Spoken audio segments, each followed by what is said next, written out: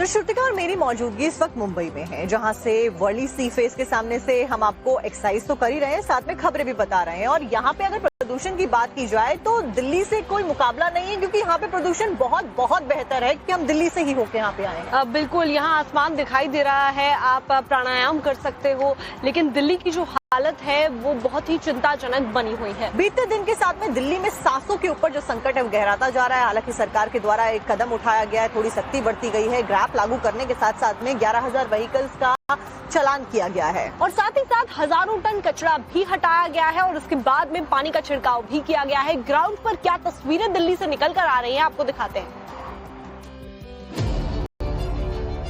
दिल्ली में बढ़ते प्रदूषण को मैनेज करने के लिए दिल्ली सरकार ने कई कदम उठाए हैं। इसी के तहत प्रदूषण फैलाने वाले वाहनों की चेकिंग करके उनका चालान किया जा रहा है। पिछले 24 घंटों में दिल्ली में 11,000 से ज्यादा प्रदूषण फैलाने वाले वाहनों का चालान काटा गया है। इसके अलावा वाहनों से होने वाले प्रदूषण पर नियंत्रण के लिए प्रदूषण नियंत्रण प्रमाण पत्र प्रणाली में बदलाव की योजना है। शहर को साफ रखने और धूल से होने वाले प्रदूषण को घटाने के लिए दिल्ली नगर निगम को अगले 10 वर्षों में करीब 2,700 करोड़ रुपए की सहायता दी जाएगी। इस राशि से आधुनिक मशीनें खरीदी जाएंगी, जिससे सड़कों की सफाई और कचरा उठाने की प्रक्रिया अधिक कारगर हो सकेगी। दिल्ली की सड़कों से 12,000 मैट्रिक टन से ज्यादा कचरा हटाया गया है। मशीनीकृत सफाई, जल छिड़काव और मोबाइल एंटी स्मोक गन के जरिए 9,000 किलोमीटर से ज्यादा की सड़कों की सफाई की गई है। सरकार के अनुसार पहले जहां प्रदूषण के 13 प्रमुख केंद्र चिन्हित थे, उनकी संख्या बढ़कर अब 62 हो चुकी है। प्रशासनिक वाहनों, औद्योगिक गतिविधियों और धूल से होने वाले प्रदूषण पर एक साथ कार्रवाई करने की रणनीति पर भी काम हो रहा है।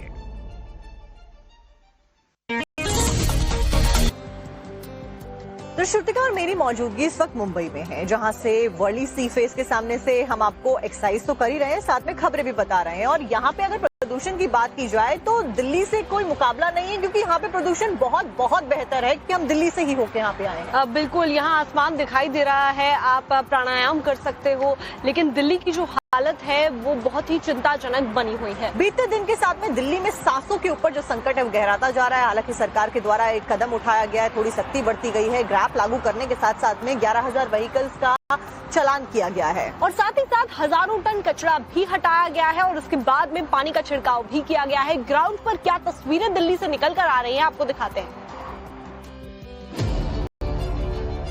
दिल्ली में बढ़ते प्रदूषण को मैनेज करने के लिए दिल्ली सरकार ने कई कदम उठाए हैं। इसी के तहत प्रदूषण फैलाने वाले वाहनों की चेकिंग करके उनका चालान किया जा रहा है। पिछले 24 घंटों में दिल्ली में 11,000 से ज्यादा प्रदूषण फैलाने वाले वाहनों का चालान काटा गया है। इसके अलावा वाहनों से होने वाले प्रदूषण पर नियंत्रण के लिए प्रदूषण नियंत्रण प्रमाण पत्र प्रणाली में बदलाव की योजना है। शहर को साफ रखने और धूल से होने वाले प्रदूषण को घटाने के लिए दिल्ली नगर निगम को अगले 10 वर्षों में करीब 2,700 करोड़ रुपए की सहायता दी जाएगी।